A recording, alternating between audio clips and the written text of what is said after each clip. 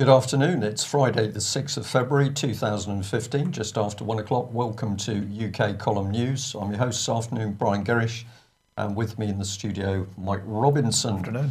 Behind the technical desk is Nick Green, and we're going to be joined in a few minutes from David Scott, talking from north of the border.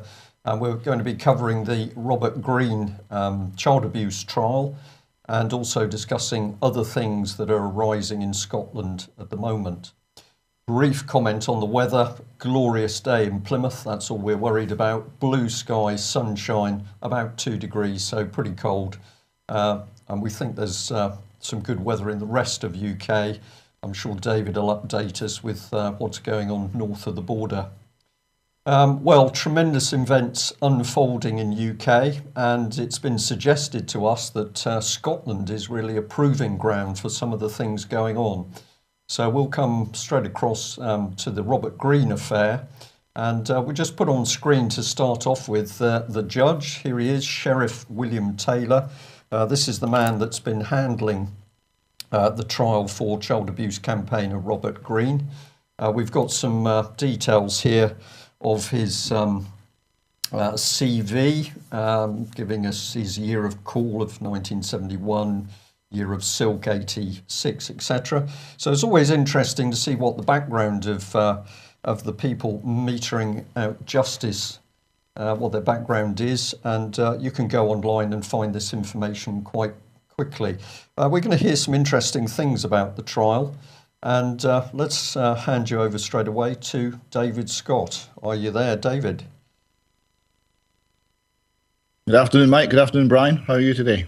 We're extremely well, thank you. And good picture and communications are working well today, so that's good. Well, you've obviously heard me just give that brief introduction to Sheriff William Taylor, but we've had some quite extraordinary things going on around the court cases for Robert. One of the things I thought would help if we just had a look at some of the events in one of the UK column diagrammatic slides. So let's just run through this and then I'll pass it straight back to you for comment.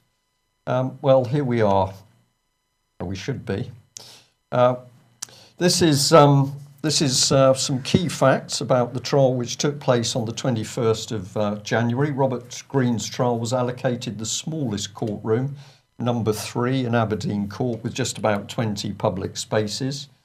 Public waited in the court corridor, and several of them were told that seating in the court is for family members only. So this appears to be a bit of a slap in the face of the public coming in to see justice being done. But after Robert's guilty plea, the judge apparently adjourned the case.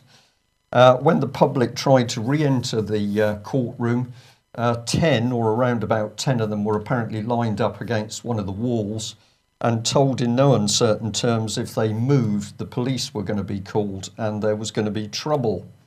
Later, when the hearing is reconvened, Judge Taylor holds up a letter which he says was slipped under his door to his chambers during the recess. Quite a remarkable event. He said as the letter had his name on it, he opened it, he realised it was a victim impact statement pertaining to the case, but he took a decision not to read it. And the key question seems to be who posted the letter and why were they attempting to influence the judge and presumably pervert the course of justice with regard to Robert's trial. So over to you, David. Yes, the trial on the 21st, what took place inside the court and under the direction of the judge, you couldn't fault. It was fine. It was above board. It was reasonably transparent. Although it's always somewhat difficult to follow these things from a sideline as there's a lot of legal discussion. But what happened around it was really quite remarkable. There's a lot of large courts in Aberdeen. Aberdeen's a major city, big sheriff court building. I think there's about 6 courts. We were put in something that was the size of a domestic garage, basically. And there was seating for about 20 people. You had some people who were there not supporting Robert but interested in the case. You had at least 2 other cases, and people were there to actually appear in court. So quite a number of these places were taken. So only about half of the people who turned up to support Robert could actually be seated. So there was a lot of people in the corridor, and they seemed to be being told a lot of stories about why they couldn't get in. And the simple fact was there wasn't anywhere to sit. And you're not allowed to stand in a court because it's standing up and sitting down that gives the judge authority and is seen to having authority. So there's no standing. So therefore they weren't allowed in. Now, after Robert's guilty plea, there was some documentation that the judge wished to read. So he then had an adjournment of the proceedings to allow him time to digest some written material, which it would take him about half an hour to an hour.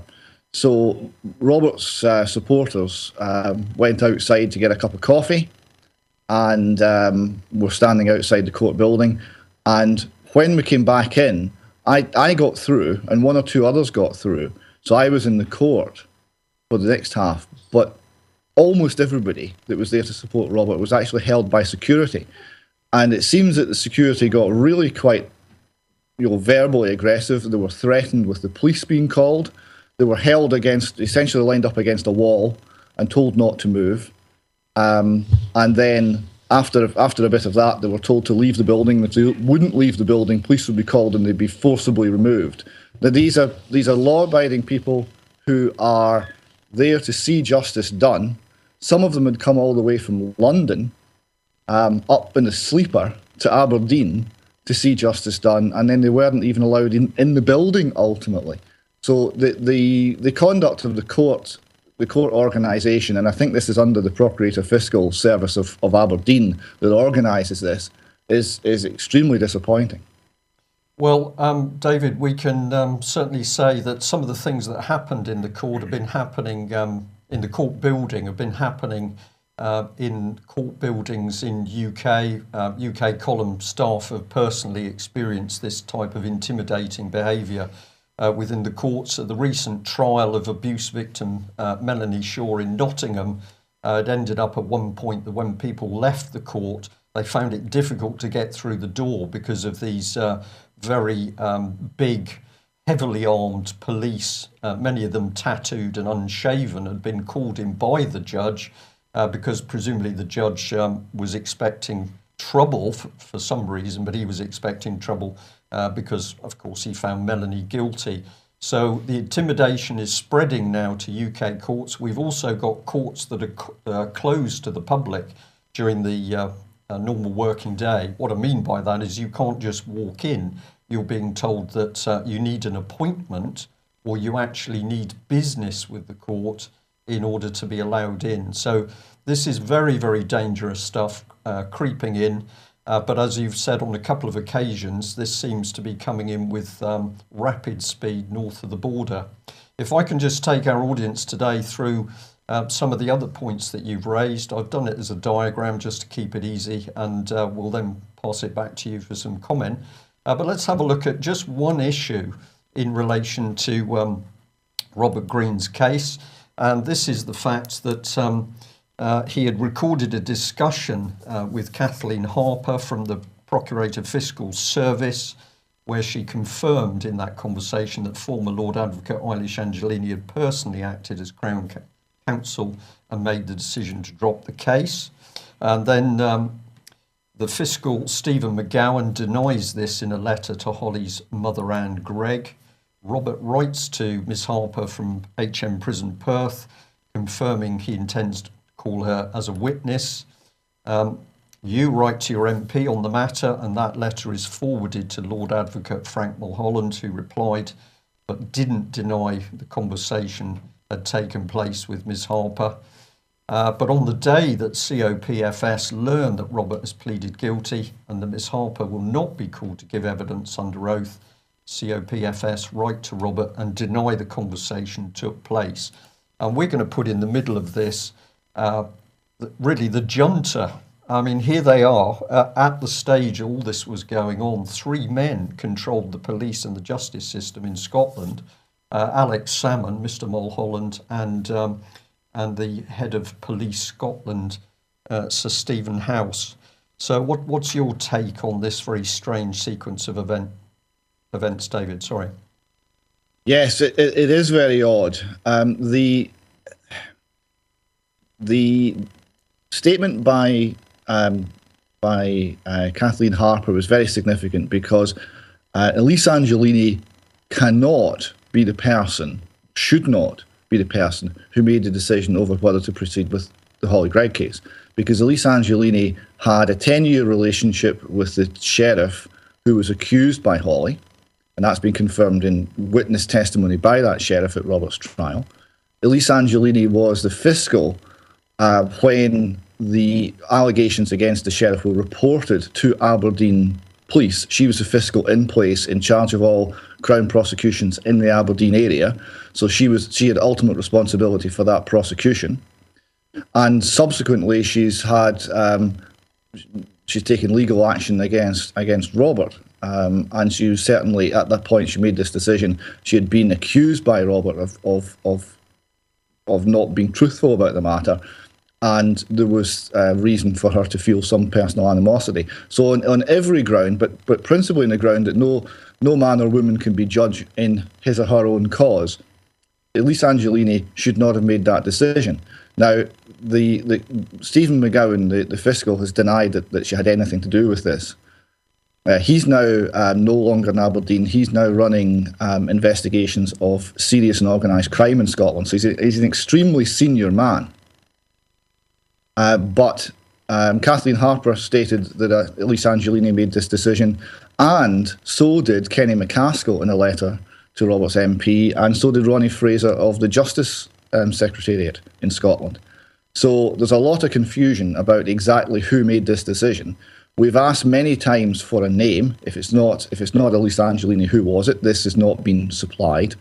And we believe that Kathleen Harper was telling the truth, and we believe that the Crown Office have a lot of questions to answer on this. Right, thank you for that, David. I'll just say as a throw-in comment, it's remarkable to watch the manoeuvrings around justice in Scotland. It seems pretty similar to Theresa May at the moment and her complete inability to get a proper independent inquiry underway into child abuse.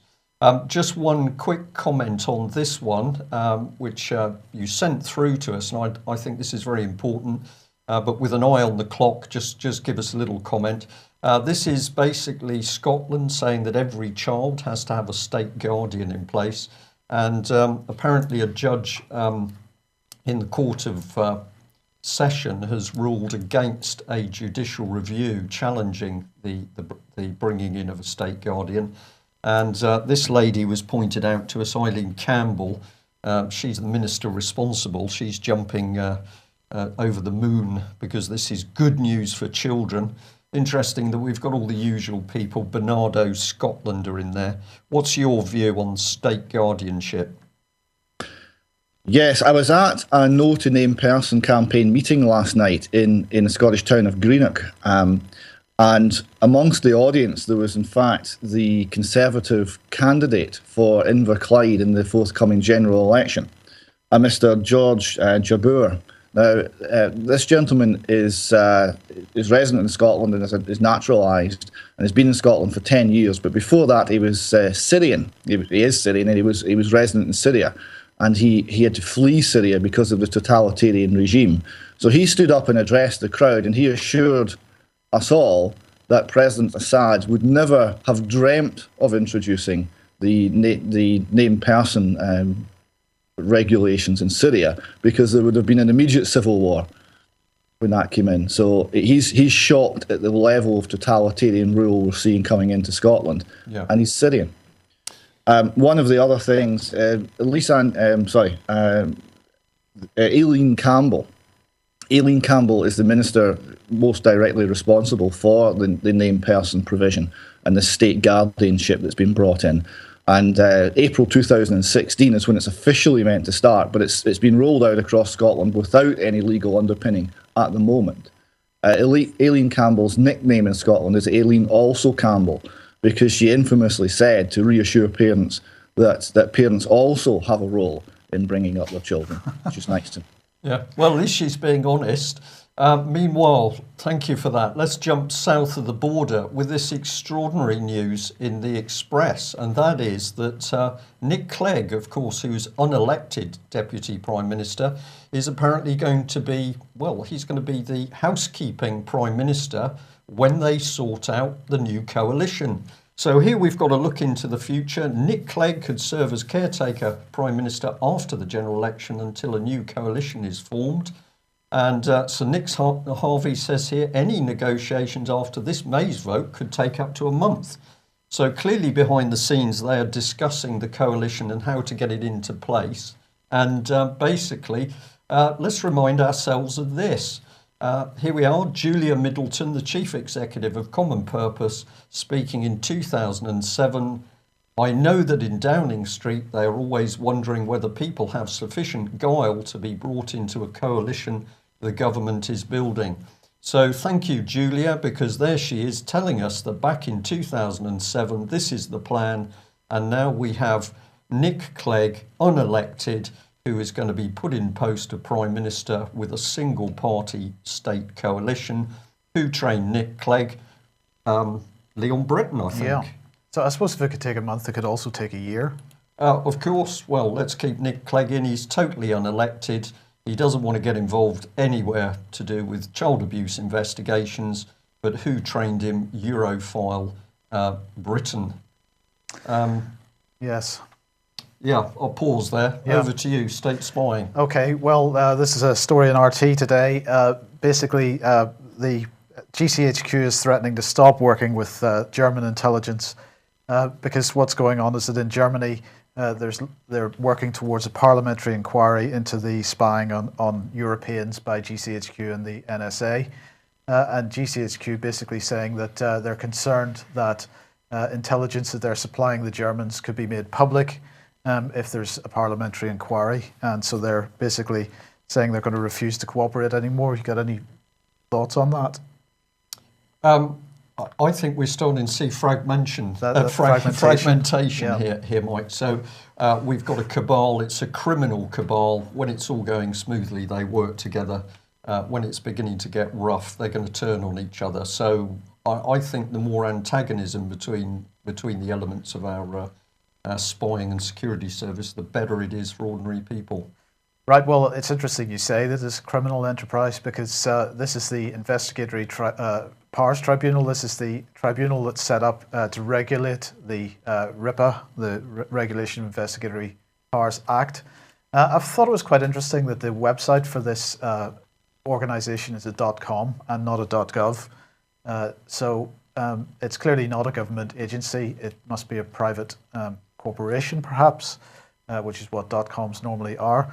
So this is the Investigatory Powers Tribunal, and they have made a judgment on the activities of GCHQ and whether they were lawful or not. And basically, to give a bit of background to this, in December there was a judgment saying that that GCHQ's activities had been lawful, are lawful, and that they do not infringe on anybody's European-based human rights, whatever human rights the European Union decides to give us. But this latest judgment out yesterday is saying that, well, in fact, up until a certain point, GCHQ was behaving unlawfully, but they're not behaving unlawfully anymore. So no problem. So no problem then. Good. But it doesn't matter that they were behaving unlawfully in the past, it seems. But this was a case brought by the usual suspects of Liberty and Privacy International, these kinds of people, so I suppose they're making some effort in that direction, but nonetheless, where does it end? It ends with a judgment and no further action. Yeah. So criminal enterprise, I believe at law, if criminality is discovered in a case, from that point on, everything that follows is also criminal. I think that is a maxim at law, but not where GCHQ is concerned. A little bit of criminal activity, don't worry about it, we've moved on. Well, we can trust the British government to defend the nation because David, our King Cameron, has said that he wants 1,000 crack troops in order to counter Russian aggression.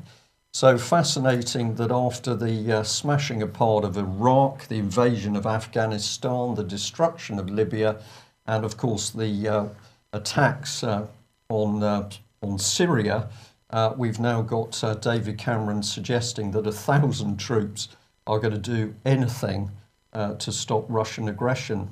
Well, we'd like to see where the aggression is, Mr. Cameron, and also somebody needs to brief you on relative military strength and what 1,000 troops can and cannot do.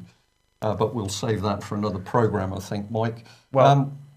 Well, what I was just going to say is, of course, Britain, of course, isn't deploying too much effort on its own part, but it's relying on others to do that for them, is the point you've made many times before. Well, of course, David Cameron would much prefer to see American servicemen and women dying in his cause than having to face the British public after the slaughter of yet more British troops and, of course, civilians overseas. Well, actually, the situation between the West and Russia is building to really staggering proportions. And here we have Merkel and Hollande. They were in Ukraine yesterday meeting Poroshenko, and today they're in Moscow because they're going to meet Putin. Now, of course, it's being dressed up as peace talks. We understand that what's on the table, for example, is that a guarantee that Ukraine will not join NATO, but we'll see how ridiculous that is in a second. So they're in Russia today. What are they doing? Are they really there to offer a peace plan, or are they making veiled threats? Perhaps the rest of this report will give some clue.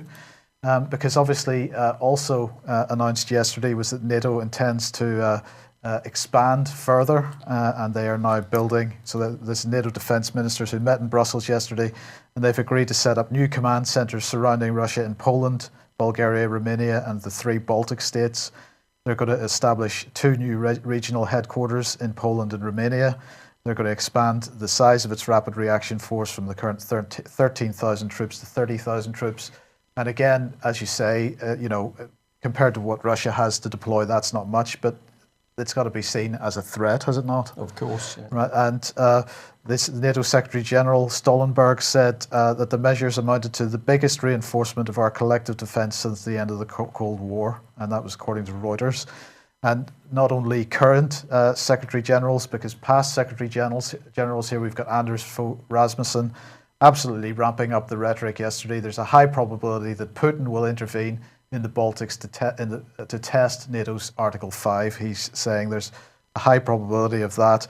Putin knows if he crosses the red line and attacks a NATO ally, he will be defeated. Yeah, it's the usual rhetoric, isn't it? It's incredible. Let's be quite clear about that, but he is a specialist in hybrid warfare, according to Fogh Rasmussen. What is hybrid warfare? I don't know, Mike. Right, okay. I'm caught on air. I don't know, but I'm going to have a think Sorry to about put that you one. on the spot. No, that's okay.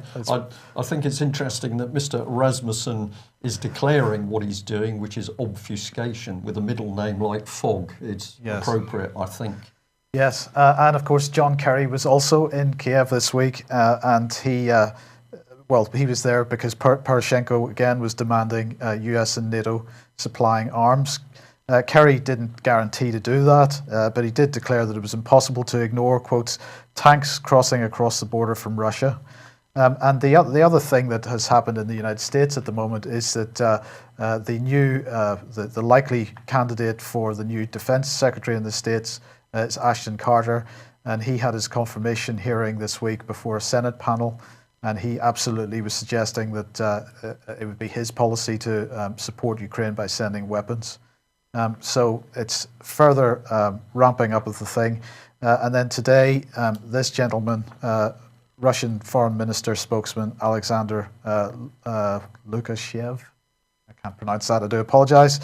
He gave a regular briefing and basically saying that Moscow is seriously concerned by what's going on with NATO, and AFP reporting him saying, without a doubt, if such a decision is reached to arm the Ukraine, that is, it will cause colossal damage to the US-Russian relations, especially if the residents of Donbass start being killed by American weapons. This would not only threaten to escalate the situation in the southeast of Ukraine, but threatens the security of Russia, whose territory has been repeatedly shelled from Ukraine. So really serious situation building. Yeah, and being deliberately ramped up, of course, at the moment with the help of Westminster, in collusion with the Americans, it would appear. Yeah. Well, whilst the British public are focused on fear of Putin, which of course is where the BBC would have us focused, we'd just like to bring your attention back to matters at home. Now, this is historical, but it was the London School of Economics having a debate on the future of the British Constitution, a panel discussion, and this is the insidious, we're going to call it subversion, happening behind the scenes in UK, that so-called educational bodies and think tanks are the very organisations that are being used to dismantle our constitution and to attack common law and freedoms under common law. Now, this was picked up by Raise One and sent through to us. Just like to read you part of an email which we thought hit the matter absolutely on the head. I understand it to be fairly common knowledge internationally that constitutions may apply to various institutions and not just nations. But what I don't understand is how it is that institutions such as, say, my local British Legion or even the local bowling club, or for that matter, may not alter their constitution under any circumstances, except by resolution carried out by a majority of at least 2/3 of the members present at a general meeting, as there would be complete uproar. And what he goes on to say, yet these self-anointed people, such as London School of Economics, Cameron et al., clearly consider themselves to be so righteous and superior as to have the right to not just change our constitution, but transform it. Not only that, but to simultaneously have the audacity to propose denying the entire nation its God-given right to mandatory majority constitutional vote under international law at the same time. Would it not be correct to say that we're witnessing, what we're witnessing is a slow motion coup d'etat? What else could it be? And more to the point, why are we all allowing them to do it so brazenly? David, I'm going to give you a minute to respond to that one if you would like to. Brazen and lawless behaviour and infringing people's God-given rights seems to be compulsory now in government. We see an awful lot of it, and we see it all around the globe. America and Britain, unfortunately, are no longer beacons of freedom. And you're looking at the people like Putin and comparing them with our own politicians, and we're seeing that our politicians are the most reckless, the most warlike, and the biggest threat to world peace. Thoroughly agree with that. I can see we're going to have more discussions on this. Well, a couple of other items of news. This one particularly caught our eye, and it's a report that Wales is now going to follow Scotland, and the Welsh Assembly voting in favour of a moratorium on fracking. So fascinating that Scotland and Wales have got the maturity to realise that fracking is dangerous. The Welsh now saying we're not going to allow it to continue until we've done a proper risk assessment. Meanwhile, David Cameron's dictatorship simply tells the English that you're going to get fracking and you should be grateful because it's good for you. So I'm going to say that the Scots and the Welsh get my vote on this. Well done. It's good to see somebody is applying common sense on the dangerous issue of fracking. Where's the real trouble coming from? Well, a lot of people simply do not understand what the United Nations really represents. And this was highlighted to us. Of course, matters to do with Israel and Palestine always raise great emotions. But here in an article from Global Research, it's saying that Palestine will join the International Criminal Court on April the 1st. But of course, this then means that they can start to take action against Israel. What we say is you've got to look much deeper because UN governance is effectively the biggest attack we've got on family, society and the nation states. And it is UN policy that is now ripping apart the UK and other nation states, principally by their agenda coming in through NGOs. So there we are on that one, and I think we're going to end on the Greek situation. Right. Well, okay.